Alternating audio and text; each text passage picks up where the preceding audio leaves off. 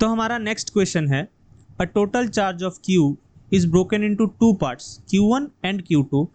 They are placed at a distance r from each other. The maximum force of repulsion between them will occur when, हमारे पास यहाँ पे option दिया गया है A B C D, जिसके ऊपर Q1 और Q2 का वैल्यू है। ओके, सबसे पहले तो हमारे पास टोटल चार्ज कितना है। टोटल चार्ज हमारे पास टोटल चार्ज है Q, जिसको दो पार्ट्स में डिवाइड किया गया है, एक Q1 है, दूसरा Q2 है। एक अगर Q1 है तो Q2 का वैल्यू क्या होगा, Q2 का वैल्यू होगा Q माइनस Q1, ये तो पक्का है। ओके, इन दोनों के बीच में हम लोग अभी फोर्स निकाल लेते हैं। फोर्स हो जाएगा K Q1 Q2 by R square, है ना। उसके बाद क्या होगा, मैं क्या करता हूं यहाँ पे K Q1 Q2 की वैल्यू डाल देता हूं। Q2 की वैल्यू हो जाएगी ये बाई आर स्क्वायर। थोड़ा और सॉल्व कर लेता हूं, K Q1 minus Q1 whole square by R square.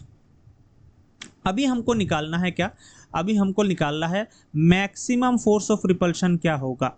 अच्छा, maximum repulsion force of repulsion निकालने के लिए हमको निकालना पड़ेगा maxima.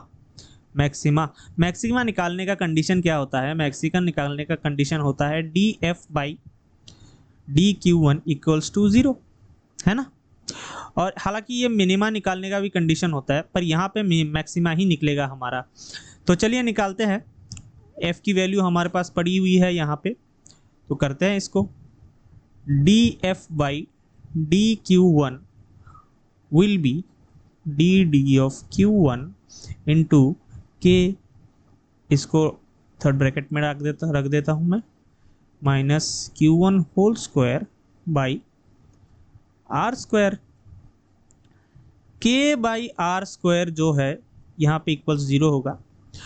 K by R square जो है कांस्टेंट है, निकल के आ जाएगा बाहर, और यहाँ पे रह जाएगा ये, तो यहाँ पे रह जाएगा Q into Q1 minus Q1 का whole square equals to 0। K और K बाई आर स्क्वायर यहाँ जाएगा, 0 से मल्टीप्लाई हो जाएगा, ख़त्म हो जाएगा, बचेगा ये d of Q1 Q into Q1 minus Q1 whole square equal 0। आगे सॉल्व करते हैं इसको सॉल्व करने पे हो जाएगा Q माइनस 2Q1 इक्वल 0।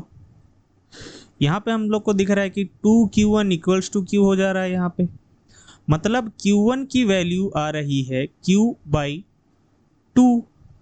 सो Q2 की वैल्यू क्या आएगी, Q2 की वैल्यू आएगी Q माइनस Q1, हमने पहले ही यहाँ पे लिख रखा है Q2 की वैल्यू Q माइनस Q1।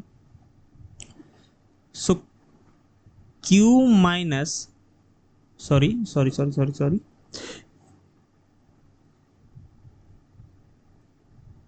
सो Q माइनस Q1 की वैल्यू क्या है, Q2 बाई 2, आंसर हो जाएगा Q2 बाई 2।